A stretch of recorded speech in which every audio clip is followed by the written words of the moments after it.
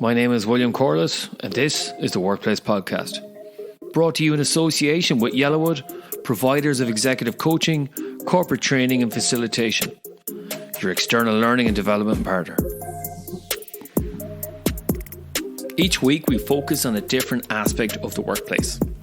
We hear from guest speakers who will be subject matter experts, who I believe are incredibly talented at what they do. These experts will give you a different perspective and insight to work life, with the aim of empowering you to take a different path to success in all aspects of work life. These perspectives will include career and personal success, leadership, high performance teams, and creating a better work-life culture in your organization. Yellowwood, take a different path to success with your career, team, and organization. Welcome to the Workplace Podcast. Our guest today is Cinnie Noble, and our topic is conflict coaching. Cinnie Noble is a former lawyer with a Master's of Law in Dispute Resolution. She is a chartered mediator, professional certified coach, and a pioneer of conflict management coaching. Cinnie mediates workplace and other interpersonal disputes and also coaches individual clients worldwide to strengthen their conflict competence and more effectively engage in their interpersonal disputes. She and her international team of trainers conduct workshops for mediators, coaches, and others in her unique CINERGY model. Cinnie is the author of 2 coaching books, Conflict Mastery Questions to Guide You, and Conflict Management Coaching, the CINERGY Model. She also has a website, www.cinergycoaching.com. Cinnie, very welcome to the Workplace Podcast. Oh, thank you very much, William. Happy to be here with you. I love the intersection between coaching and mediation. I was talking earlier on before the podcast about my own experiences and you being a pioneer in this. I find this such a wonderful honor. What is conflict coaching for our listeners who may not know what conflict coaching is? Well, conflict coaching, also known as conflict management coaching, they're interchangeable, is a one-on-one process. It's when a trained coach works with an individual who wants to strengthen their conflict competence. They might want to handle a dispute more effectively that they're involved in. They might be anticipating a dispute and they want to be prepared for it. It could be after the conflict when somebody's not feeling very resilient, agonizing, wanting to figure out what did I learn here, or what am I going to do differently next time. So it's really the range of individualized process for people who are really looking at being a better version of themselves when it comes to conflict management. So you mentioned there conflict competence. You know, what does that look like if someone was to understand more about that? Yes, it's very interesting. So many people being able to effectively manage conflict. If we look at the workplace as one example, but there are of course many, when people are not feeling equipped to manage conflicts. So it may not be about a specific dispute. It might be generally that people say, when people criticize me, I become defensive. When I'm about to deliver a hard message, I know who's going to start pushing back, and I don't know how to manage it. So it's really, leaders especially, who are mostly my clients, I do mostly organizational work, are people who know they're in the face of conflict all the time. And so it may be a dispute going on or anticipated or have happened, but it might be, I'm just not good at this. One day I'm in front of this group and this goes on. One day I'm meeting with this partner and, all hell breaks loose. So it's a general ability to be in conflict, to engage in conflict. And it's interesting that many organizations will have things like communication skills as a competency. There aren't that many that have effective conflict management, but if they do, that's increased over time. They don't really give what does that mean in this organization? What are expectations of people in this organization about how they engage in conflict? And what I have found that many organizations deny there's conflict. It's not a normal as it is.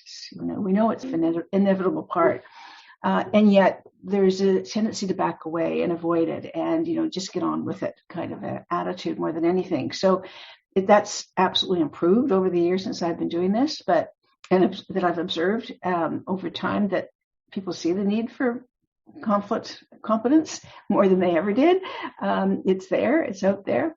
This episode was brought to you in association with the Mediation Foundation of Ireland, Europe's premier provider of mediation certification and training. For more information, check out mfi.ie. It is, and that brings me to mind then, there are different elements then to conflict competence. Is it a little bit about emotional intelligence, self-awareness, communication, understanding, I suppose, relationship with conflict is, because you mentioned about avoidance. Is it all those things, or what are the elements? Well, those for sure would name them. I think sort of it to me in many ways, William, it's a mindset. It's about saying it's normal, it's inevitable. How am I going to be good at it? How am I going to model conflict competence in that people are comfortable around raising conflicts with me, that that I can do so in a way that engages the other person, and even if we disagree, that's going to be accepted as that's going to happen. And so it's really much more around, it is managing emotions. It's regulating those. It's really about perspective taking. I like to think of the idea of coaching moves people from their resistance or their reactions to reflections before they're able to respond and before they're resilient. So the R's that come in there it really is evident in my work, and in your work as a mediator and working in teams, that if people are reacting, they are not in any way able to gain perspective, step back until there's some way, if they're coached, for instance, where they're able to settle down and start to think clearly. And I think one of the things that I've noticed so much about in organizations around conflict, and what I see in my mediation practice, as you probably do, is that by the time people get help, they're already at the reactive state. And so we're all dealing with that, the amygdala of being hijacked and how we're going to manage it. So that idea of conflict competence is being able to do that, being able to step back, regulate, and be able to get more reflective about how to respond. So you mentioned both our work as mediators, and this brings me to the question then: is why would people elect to do conflict coaching versus mediation? Well, it's interesting because since I started doing this and teaching it 20 years ago, there's been an increase when people are offered coaching or mediation. There's been an increase in coaching. And I think that it answers your question to say some people just want to see if they can figure it out on their own and manage it. Because one of the things about coaching is that it's more durable. It's not about issues in dispute necessarily, although that may be why someone comes to coach. But it's also, this is the kind of thing I don't know how to do, and I'd like to be better at managing, things when they blow up. So I think that the clientele that I have are more often than not, people that have either been offered that choice and have chosen coaching, or they've come to me, they've elected to, or organizations that have coaching cultures see the value of, is this something somebody can work out on their own and therefore be more durable? And I think that would be a choice. So it doesn't mean, and some people might prefer to have a facilitator there, a dispute between them and somebody else. Nothing wrong with that. I've just seen an increase of people who are wanting coaching to be able to engage more effectively themselves. What I like about conflict coaching, I use it in my own practice, and that's why I was so eager to talk to you, because it's so successful. People feel empowered. Then sometimes if they go down the mediation route, they sometimes think it's a bit formal, or you're escalating an issue that doesn't need to be escalated in their mind. So it's about perception and optics sometimes for people. And that then, how does conflict coaching then differ to other forms of coaching? Right. So I just wanted to add to what you're saying is that, interestingly, I did this little bit of research after I started to do coaching and met with mediation people who've been in mediation, and there was a sense that mediation formalized. Like, did it have to be that? Did we have to bring in HR? Do we have to bring in somebody else? And all of that went into that was made it much more of a some people said, well, if it doesn't sort out here, then maybe I'll go there, as though that was sort of the end, which is not how we start. When we started mediation, that would not be how we would look at it. But so the question about different kinds of coaching. In conflict management coaching, the idea of having a conflict analysis where people are able to reflect on conflict by analyzing it. And we talked earlier about the not so merry-go-round of conflict. So one of the ways in the research that I did that clients were able to move forward is if they were able to do more analysis of what happened here for me, really, what went on, and what went on for the other person. That would not be. Let me go back a step and say many coaches take this training because they're facing conflict a lot, and within the processes that many people learn, they don't have all of the tools. And so when it comes to somebody having conflict, they'll say, okay, well, I have a model specifically for that. And then they're able to engage in what was based on evidence in the research around how to facilitate people's movement from what I talked about earlier, from a reaction to reflection. And so that very methodical analysis that people engage in with the not so merry-go-round of conflict is a way for people to start to step back and gain different perspectives. And that wouldn't be a tool that coaches would generally necessarily have. I mean, lots of coaches have you got lots of skill and framework that in the general course. That additionally, with the stage of the model too, where people start to look at how they're going to rehearse or practice or, be in conflict, what's going to be different about how they're moving forward. So that, I think, probably distinguishes it. I will say too that usually when we start coaching, general coaching, because I was certified as a coach before, is that typically a person would say, coach would say, what would you like to achieve today? In conflict management coaching, it's a bit more longer term. It's what is it you want to have happen through conflict coaching and by the time we're finished. So it builds incrementally, step by step. It's more linear, and which I found was didn't think it was going to be, but it turned out being so. Yeah. So it does vary. It varies in terms of process, but it is a process. This episode was brought to you in association with the Mediation Foundation of Ireland, Europe's premier provider of mediation certification and training. For more information, check out mfi.ie. Step by step. Step by step. And speaking of step by step, then your framework does have a step by step process. So we talk about the internal conflict and the external conflict, and then we might go through that merry-go-round or not so merry-go-round model, if that's okay with you. Can you talk us through that, if that's okay? Well, if I was to explain first the step starts with finding out why the person's there and then what happened. And that's the C and the I, clarifying the goal and the inquire about the situation. The merry-go-round is the end stage, which is name the elements, which is looking at what are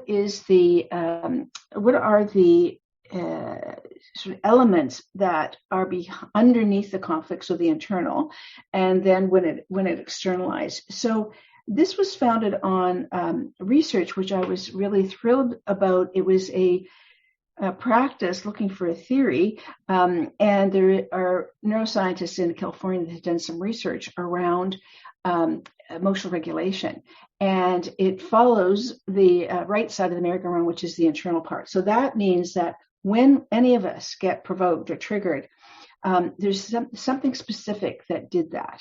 If someone said something, they didn't say something, that look on their face and attitude, there's something that starts us reacting. And that underneath that, what happened in the research was every time people talked about, well, when they spoke to me in this, a very patronizing voice, that would be, the thing that triggered off. the something that was internal, which people aren't usually aware of, which is values or needs or aspect of our identity. At some level of our consciousness, we experience whatever that person said or did is undermining something important to us, like values, needs, or identity. And once that happens, the next part of the merry-go-round is that there's an impact, which might have happened before, but people will then more often in the research would name, I'm not stupid. What are they, and they would be talking about, I haven't slept about it. I don't know what to do about it. So some kind of impact, and the impact is not just emotional, which is what we often would think about. It could be I'm losing sleep. Every time I see the person, my hands are clenching. All kinds of physical, other reactions that are important in coaching to draw on. And then people make assumptions about why people do what they do. And that is just to start with just the internal dispute. That's what's going on in our minds before we ever raise it, if we ever raise it. So we could stay there forever. And exploring those elements and what went on for each client is really important before you look at, what went too far and what was it, how did it externalize and what are the consequences, which is the other part of the merry-go-round. But just being able to break it down. The joy of the merry-go-round, which came from the research, was if we also then take clients through what did they observe the other person was experiencing, by like, what did you say or do that seemed to trigger them? If you do the same elements from the client's observation, then that opens up all the more a mutuality, which is an integral part of the model, that people start to stand in the other person's shoes and get a better understanding of what really went on here that I need to know before I can figure out what to do.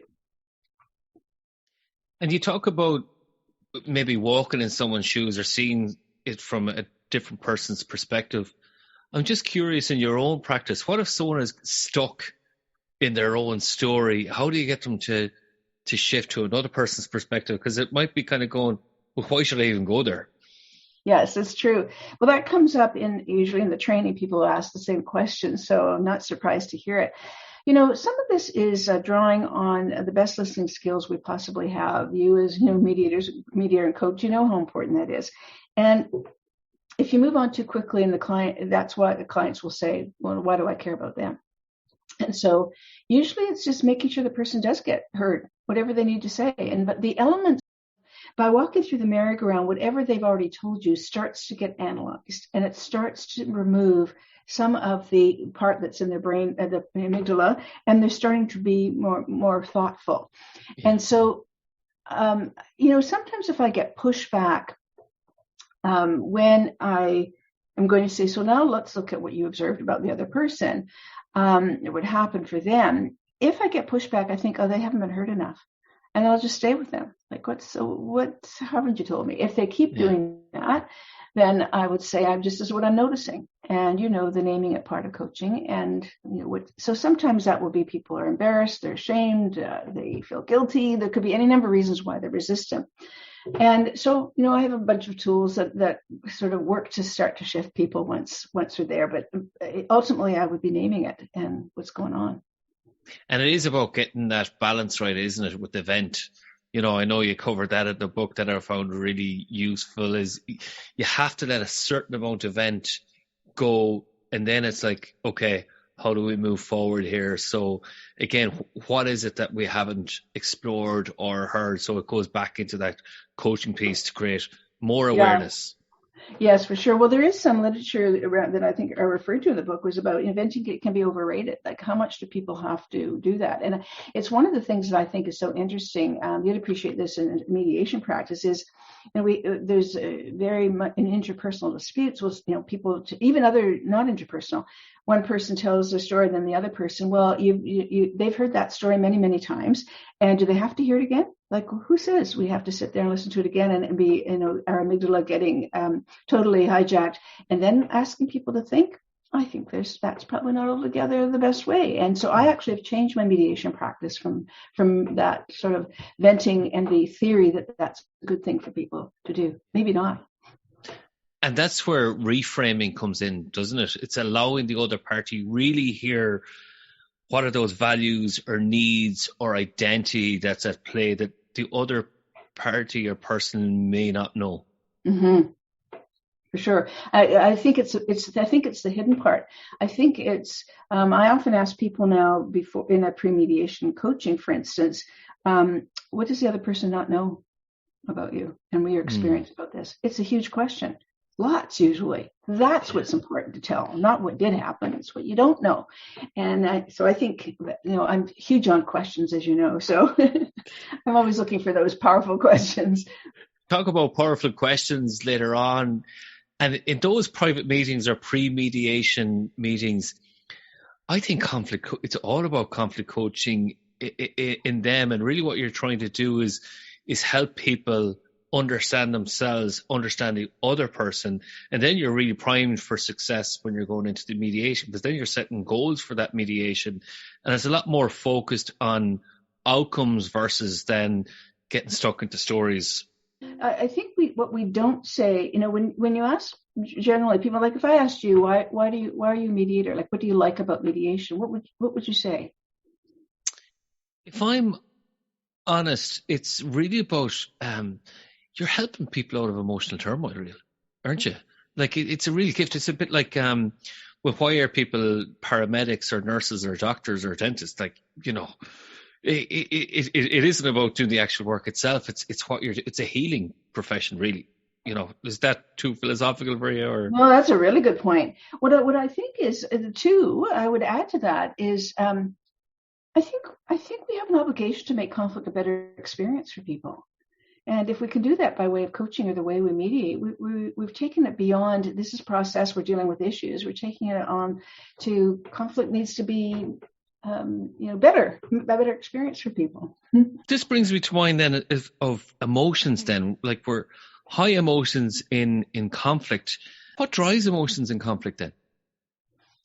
Well, I do think it is usually the values, needs, identity pieces that are being undermined. I think that's what I found in the research more than anything that I hadn't really concentrated on before as a mediator. But when I did the research around what would be a good coaching model, I think what my realization was that once we experience it, somebody, as we see it, as we perceive it, that somebody's undermining something important to us, I think that's the huge driver.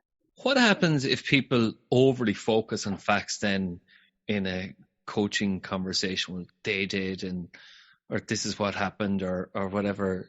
How do you counteract that? Yeah, I mean, facts are not really important at all as the people's experience of them. So, some people are high context and will want to tell chapter and verse and dates, etc. I just, I know this probably sounds strange, but when I was doing the research, I was keeping an average of how many people, how long does it take for people to vent? And it really varies, but it usually wasn't more than 20 minutes. So 20 minutes in a coaching, just letting people talk and just going and not saying and not summarizing. You don't need to summarize because then you're just going to ask for more. No, this is no, it was August 21. You don't need that. So you just summarize. If you're going to summarize at all, I don't summarize. I just let people talk. Yeah.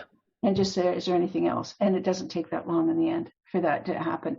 So what I think often happens is that coaches and mediators get sort of impatient hearing it or hearing it over. So it's in turn to paraphrasing summary. Whereas I really find, again, it's sort of a naming it tool, which is saying, and you told me that before. Is there something about that that's especially important? Why you want me to hear that one? And just kind of focus. But generally, I think the listening piece doesn't have to take that long, and then just let it go. And just one of the things about summarizing, which I found in that research, is that, or paraphrasing, is that inevitably people who are high context will want to correct or say more and go back and repeat. They don't need to. This episode was brought to you in association with the Mediation Foundation of Ireland, Europe's premier provider of mediation certification and training. For more information, check out mfi.ie. So you were talking about questions and possibility questions. What are possibility questions? I know this is a crucial tool as part of conflict coaching. What are they? Yeah, it really, they're the type of question that people aren't usually asked. So coaches are going to learn, it's one of a huge core competency among coaches to be able to ask the question that that somebody will have an insight from, or they'll think differently. So of course it's not a yes or no, and it's we know that piece. I find asking questions with a what and how at the beginning is going to get me much farther. It takes people beyond what they tell you, which they've told everybody else before they get to you. So it's sometimes it's like I mentioned earlier, what don't you know here? Like it's so the yin and yang of questions can be helpful. I'm quite fascinated with the idea of questions, and over time I've tried many, and in the book Conflict Mastery: Questions to Guide You that we talked about earlier on, I put a poem by David White who said, "Some questions have no right to go away." I think that's a very powerful thing to say, and I think sometimes I have used that with clients. I'll say, I might say, "What question am I not asking you here?" That's pretty powerful. That's not how we usually ask people. What question has no right to go away? That sort of just general, something that just isn't what they would normally hear. And I've often said to people I've trained, if somebody says, "Well, this is giving me a headache," your new coaches will say, "Okay, wrong question," whereas what you know is that's the best question. They're getting a headache from that question. Yeah. So it's really being much more mindful of what have they not thought about, what's the gap here, and going there for it. And for our listeners, when people say, "Well, that's giving me a headache," that's what's known as a powerful question. Isn't it something that really hits you so much, it really makes you sit back and think. And that's the powerful question. As I often say, it just hits you between the two eyes there. Gosh, I never thought about that. And I did actually had a coaching session on today, and a person just said, "Is I think I avoided that question because I didn't want to answer it." Yeah, that's good insight on that person's part. And then we asked a question then, and the person just came up with an amazing insight. And once they heard it out loud, they go, "Oh my, this solves like 5 issues that I'm having right now." And that's the whole thing about powerful questions. And that's the beauty about coaching, isn't it? Yes, it is. I think it's an art and a science. I don't think it's the easiest thing to do, to learn questions. I think it took me a long time. I think because coaching is conversational much more than mediation is, I think that we just kind of chat away. But I think getting to what's the question? What's my role here? Yeah, is really important to look at. There is a case for having a question bank, as I like to call them.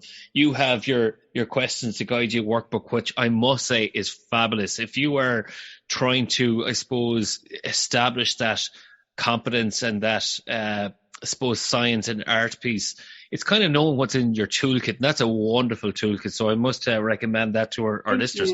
Oh, you're very welcome. And this is one possibility question that I'm going to read from the book, if it's okay with you. What do you suppose this experience is meant to teach you? How wonderful of a question is that? Yeah, I know. I love that question. Yeah. I have to ask myself that sometimes. Okay, Cindy, step back here. What's this meant to teach you? It's a great question. And I would say most people say, "Teach me."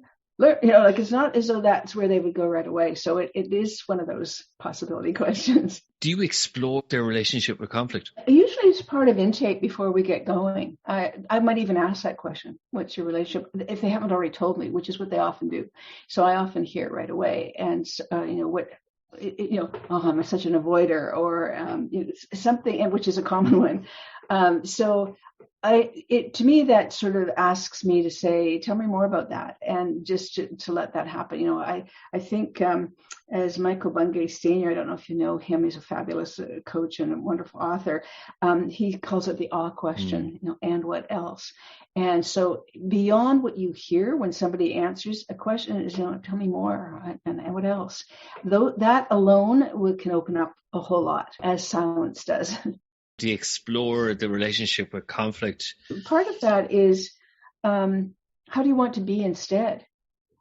So that people start to set up the kind of what is the dream conflict mastery person? What is it? Who do I want to be? Which is who do you want to be in this conflict? What do you want to be? like all of those in order to, or generally in conflict. So those kinds of questions open up what some people haven't really thought about before. And that can be your benchmarks and your measurements as you go through. How are you being that person? Sometimes it's, who do you know? Who have you watched on TV? Who have you, heard that you think, boy, I'd really like to be cool like that person, or whatever it is you want, and then use that person. What's that person looking at, right, seeing about you right now? So those are really fun ways of introducing difference. What's going to be different? And which is really what people want.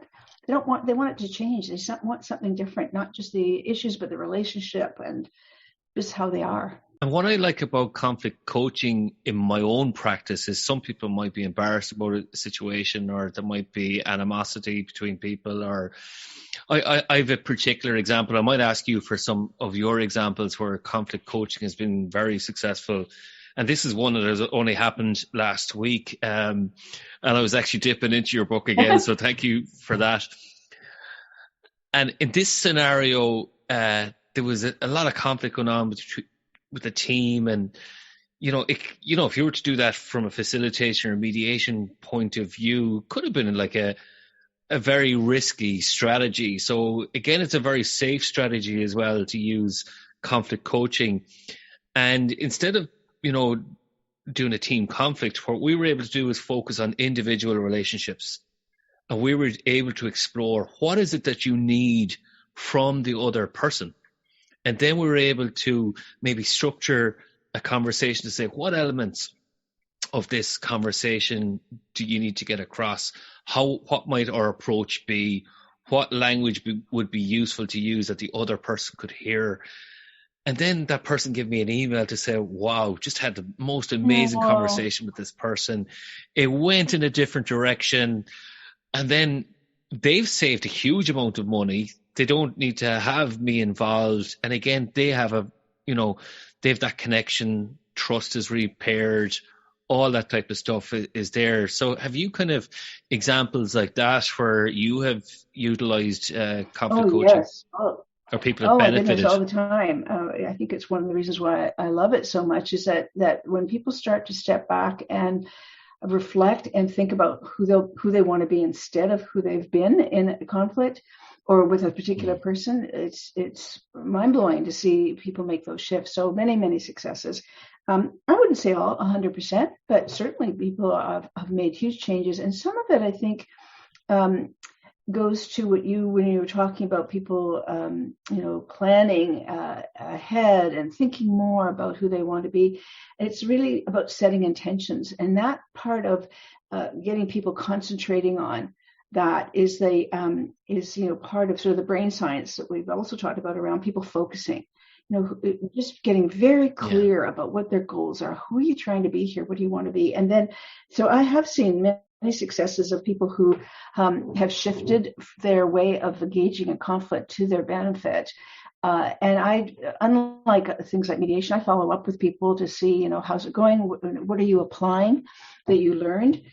Just to measure successes, to see what happens and to what do you attribute that? Because that to me is a way for me in my own development to make sure that certain things keep on happening. Those seem to be game changers for people. And that's important information for me to have as a practitioner. And I like it in the book when you talk about the neuroscience and neuroplasticity, you talk about that quantum Zeno effect, where focusing attention facilitates new thinking. So again, this book is a very important read for those who are interested in conflict coaching. And you talked about follow-up emails there and accountability. And from a practitioner point of view, I'm curious, it's never happened to me, but I'm sure it's going to happen soon. What happens if the conversation doesn't happen? Do you revisit that, or do you leave the door open? How do you manage the that client as a didn't practitioner? go on to do what they intended to do? Yeah. You know what? One of the things that I really like, that really attracted me to the International Coaching Federation when I first became certified, was that the philosophy is that people are creative, resourceful, and whole. And that, adult learning principles are, ever there. So they're adults. If they decide not to do it, so what? Did they get a benefit anyway? Maybe, maybe not. I think it's worth a conversation, because all of this is coaching conversations. So I think I followed up and said, I just couldn't do it. And then it's, sometimes it happens. It's remaining non-judgmental. It's remaining, who you are in your role of, I'm your ally here. So sometimes things just don't work. Sometimes, part of the follow-up is what did you need that you didn't get that would have facilitated? Well, sometimes it's just some inner thing. Well, I'm actually kind of a scaredy cat and I never told you about X. Or so having those conversations, whether or not they go to coaching, is good for people to know that you support them anyway. Again, you quoted the International Coaching Federation there, which I'm also a member of. I think I'm on my 10 or 11 year anniversary now. I just renewed my membership there yesterday. And it really is about coaching then. Are people ready, willing, and able? And I think you have some really useful resources there for when it comes to conflict coaching. You have kind of some checklists at the start. Sorry, it's not checklists, but it's some questions to guide you in that conversation. Can you tell me more about that? Around accountability, are you referring to? Or? Yeah, and also what's to expect from the process and the engagement piece and how you work together, that contracting piece. Can you tell me more how you might approach that? Those first steps of inquiry and intake are really critical. Rapport building is probably one of the biggest, necessities. It's an imperative in being able to work with people, so that if they aren't doing tasks in between, or they don't get on with things, that they feel like you're not going to be judged. And at the same time, if they're not, that the relationship is such that I, as a coach, can say, what's going on? What's happening? So I don't think of every time someone doesn't do something as lack of accountability. I just use it as an opportunity to say what's happening. And maybe it was not the right task, and maybe there's reasons militating against it. So that's time is spent in intake, getting to know people, building rapport, letting them sort of modeling a way of interrelating. And I think, when people are referred for coaching, they come with a little bit of a chip in their shoulder sometimes, unless they have been really game for it. So it's being able to develop a relationship enough that people get safe and feel safe around you. And so that is all of those questions, all the things that we talked about are usually part of an intake.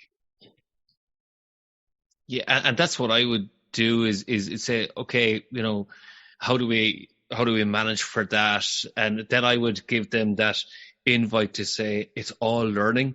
The door is open. And how about we explore that? And it might be something useful that we can discuss and explore and work through. So it's about giving people, I suppose, that opportunity then to revisit, to go, okay, what was it about that didn't work, and what can we learn from that? Is that something that you would do? Or remember that many people have never had a coach. They have no idea what it is. They don't know the length and depth and breadth of it. And I think that's on us to be able to make sure that they understand. And it's a very different way of relating than most people are used to. So that's a learning in and of itself. And it's not one that everybody, if anybody has trust issues, they're not going to take it up pretty quickly. So, I think it's really being aware of it. I often think, when I was a mediator for many years, is that we get so used to it that we think people like, oh, we're going to bring them together. And well, we don't know they've lost sleep the night before because they're scared silly of having to face the person again. Like all that, we just kind of go into process. And that we kind of, I think I have tended to forget that they've got other things going on here, and they might be looking like they've got a stiff upper lip, but they're scared silly. So, I think all of that is take people where they are and make the space enough for people to be able to tell you where that is, and without guessing and thinking that we know what they're going through. Just as I find in conflict that the people's tendencies, one of the things that gets people into trouble is the assumptions they make about other people and the expectations that have been let down.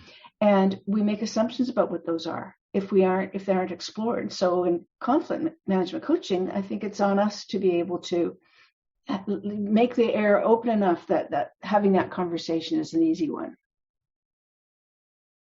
And that's what coaching is all about, isn't it? It's about meeting people where they're at, accompanying them on that journey to whatever that goal is, and let them guide the path as you help them navigate whatever the conflict that they're going through. We're coming to the end of the podcast here. There has been such great learnings. People can understand more what conflict coaching is. And what I'd like to do is give you the opportunity to know if people were to find more about you or to contact you, how might they do so? Well, I think you referred to my website at the beginning at CINERGY Coaching. So that's CINERGY coaching.com. And there's ways to contact me there. And the site gives a lot of information about different articles and interviews. This one will go there as well when it's done. So if people want more information, there's a lot that's there for people to look at. There's also a bunch of free resources that for people to look at under the resources tab. And I know that you're making your chapter 2 of your Conflict Mastery Questions book available to our listeners. So thank you very much for that. And I will put the password into the podcast description there, if that's okay with you. Absolutely. So that's one of the resources that you and William will send that password. That's good for sure. Cinnie, thank you so much. It's been an honor to speak to a pioneer of conflict coaching today. Thank you. Thank you for a great interview. I appreciate it. That's it for this episode of the Workplace Podcast. My special thanks to this week's guest for a wonderful discussion. If you want to get in contact with the podcast about a workplace topic or a particular challenge that you're facing, contact me via Twitter at different paths. You can also connect with me on LinkedIn, William Corless, Corless, or go to my website, www.yellowwood.ie. Yellowwood, your external learning and development partner. Provider executive coaching, facilitation and training. Take a different path to success with your career, leadership, team and organisation.